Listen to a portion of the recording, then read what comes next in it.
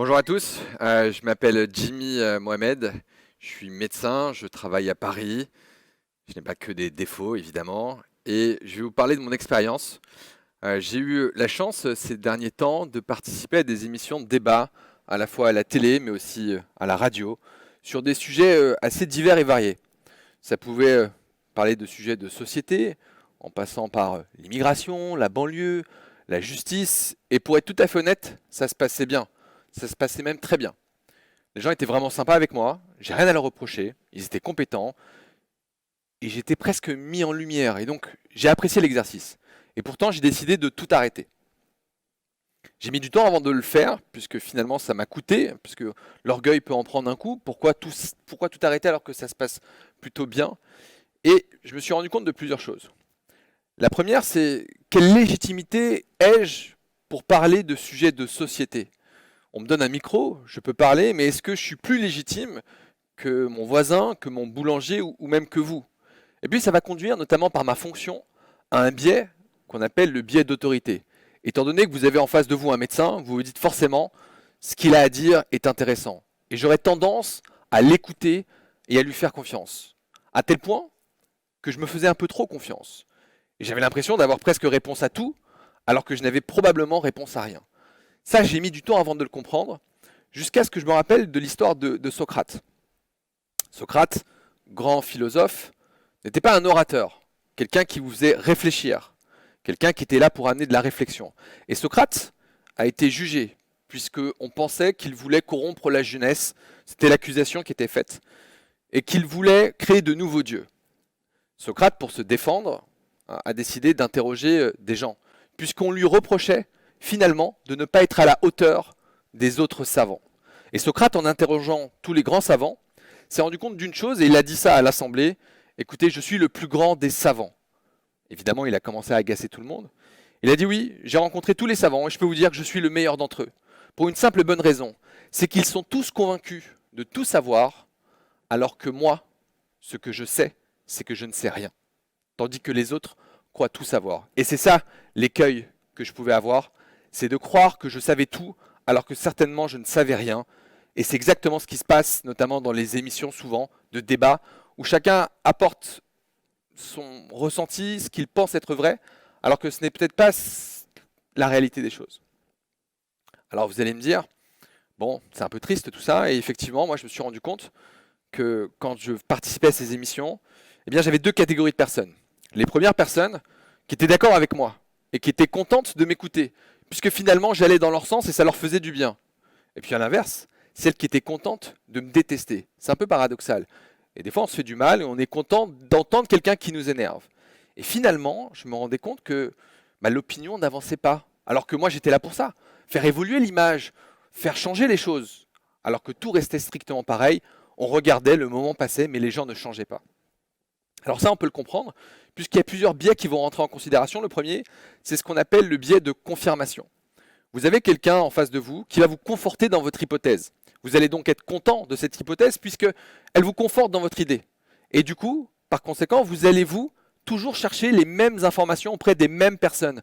C'est ce qu'on a pu voir notamment avec la chloroquine qui était supposée être efficace, et à partir du moment où vous étiez persuadé qu'elle était efficace, vous alliez chercher des études qui vont vous conforter dans cette hypothèse. Et vous n'allez plus remettre en question ce qui se passe autour de vous. Même chose, lorsque vous avez une information, on pense aux anti-vaccins par exemple, ils ne vont plus remettre en cause l'information qu'ils ont. Elle vient telle qu'elle, et lorsqu'on vous dit que vous allez avoir une puce 5G lorsque vous allez être vacciné, eh bien, ils ne vont même pas se poser la question de la crédibilité de l'information. Et vous allez en permanence vous servir de la même source. Donc vous allez vous conforter dans votre erreur. Et puis il y a une deuxième chose, puisque je vous dis que finalement on va regarder ces émissions, ou la télé, ou écouter la radio, car on est content d'entendre quelqu'un, ou au contraire, on va apprécier le détester. Et souvent on apprécie encore plus détester les personnes à ce moment-là. Alors, il y a quelque chose d'assez naturel, c'est humain et on ne peut pas lutter contre. C'est ce qu'on appelle le biais de négativité. Ça, on le doit à nos ancêtres, les chasseurs-cueilleurs. Les chasseurs-cueilleurs, pour survivre, devaient se méfier de tout en permanence. Lorsqu'ils voyaient un fruit qui avait l'air appétissant ou une baie, ils devaient se méfier car s'ils la mangeaient, qu'elle était toxique, ils allaient mourir. C'était en quelque sorte pour assurer la survie de l'espèce. Et nous avons gardé ça en nous, ce biais de négativité. 70% de la population là, Ce qui fait que nous retenons plus une information déplaisante que plaisante. Vous allez plus retenir une critique, elle va vous faire beaucoup plus de mal qu'une qualité qu'on pourra vous donner. Même chose de vos échecs, on s'en souvient très très bien. Et on a du mal à se souvenir des succès. Eh bien c'est exactement ce qui se passe.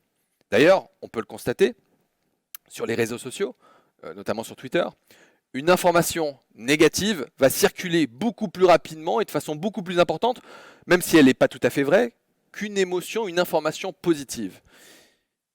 Alors qu'on a une chose très simple, quand vous voyez quelqu'un sur Twitter, et ça peut m'arriver, vous énervez, eh bien ce qu'on va faire, la réaction qu'on aura tous, c'est de commenter et de critiquer ou de s'indigner.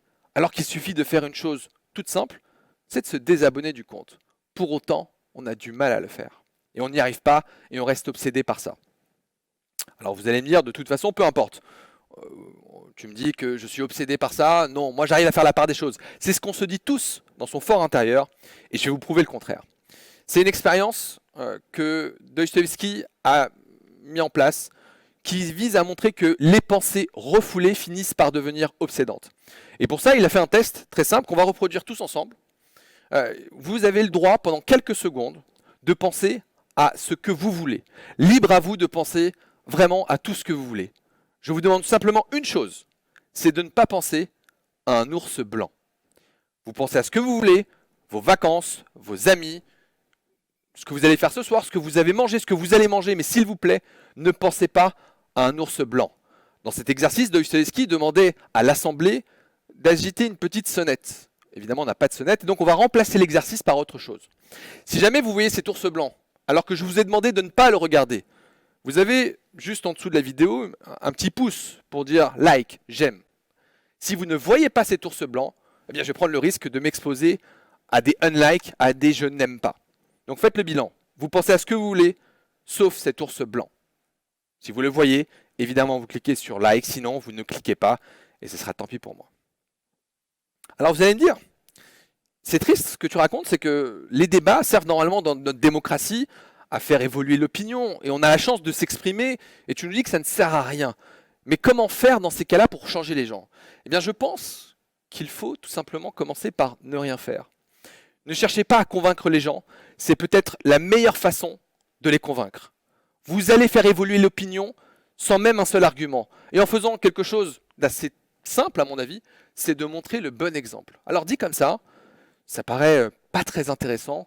Pour autant, il faut bien comprendre que j'ai l'intime conviction que j'ai pu changer des personnes au cours de ma vie sans simplement dire une seule chose, mais en essayant de montrer le bon comportement au quotidien. Alors on le sait, on a dans notre cerveau des cellules, des neurones, et on a des neurones très particuliers qu'on appelle des neurones miroirs. Ces neurones miroirs vont s'activer par la simple pensée ou la simple vue de quelque chose. Ce qui veut donc dire que nos comportements vont pouvoir être copiés lorsque on les observe. On le sait, le bâillement est contagieux, le rire l'est aussi. C'est pour ça que dans certaines séries, on va mettre des rires pour le provoquer.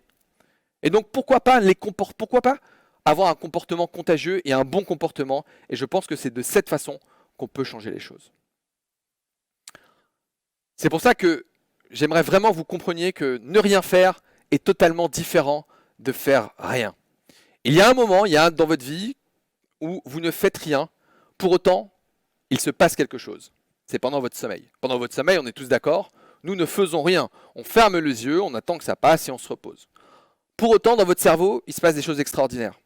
On le sait, vous allez synthétiser des hormones, l'hormone de croissance qui permet aux enfants de grandir, des hormones qui vont vous empêcher de vous réveiller pour avoir faim, pour aller uriner, et puis tout un tas de paramètres qui vont évoluer, comme votre tension artérielle, la fréquence cardiaque, ou même la température. Eh bien, figurez-vous que lorsque vous dormez, vous avez une chose extraordinaire qui se passe au niveau de vos chromosomes. Tout au bout des chromosomes, on a quelque chose qui s'appelle des télomères. Ces télomères ne codent pas pour une information en particulier, mais elles ont un rôle majeur dans la préservation de notre capital génétique. Plus ces télomères se raccourcissent, plus la cellule va être détruite et plus votre espérance de vie va se réduire. Eh bien, lorsque vous dormez, vous avez quasiment des petites couturières, des petits ouvriers qui vont venir réparer ces télomères, qui s'appellent des télomérases. Ça veut donc dire que même lorsque vous ne faites rien, votre cerveau fait à votre place. J'ai mis du temps à me comprendre de l'importance de rien faire, puisqu'on vit dans une société où vous êtes en permanence en mouvement, en permanence en activité, et l'inactivité est vue comme presque de la paresse, quelque chose de négatif. Et j'ai le souvenir, pendant mes études de médecine, en première année, il y avait un concours un peu difficile, et quasiment tous les jours, aux alentours de 17 heures, je décidais de rien faire. C'était pas vraiment une pause, parce que je faisais rien, je pouvais être devant la télévision, mais sans trop la regarder. Mais je ne faisais rien. Et j'ai mis du temps avant de comprendre que même en ne faisant rien, eh bien, je faisais quelque chose. Et pour ça, un ami m'a parlé d'une expérience que je vous propose de faire aussi à la maison si besoin. C'est de prendre un verre d'eau. Un verre d'eau que vous remplissez simplement à moitié. Ce verre d'eau, vous mettez simplement dedans une goutte de grenadine. Vous ne faites que ça. Une goutte de grenadine dans un verre d'eau. Vous partez. Et puis vous revenez au bout d'une heure. Au bout d'une heure, vous allez vous rendre compte que ce verre d'eau s'est transformé en grenadine, en verre de grenadine. Ça veut dire que même lorsqu'on ne fait rien, eh bien vous faites quelque chose. Acceptons de ne rien faire. C'est peut-être la première des choses à faire.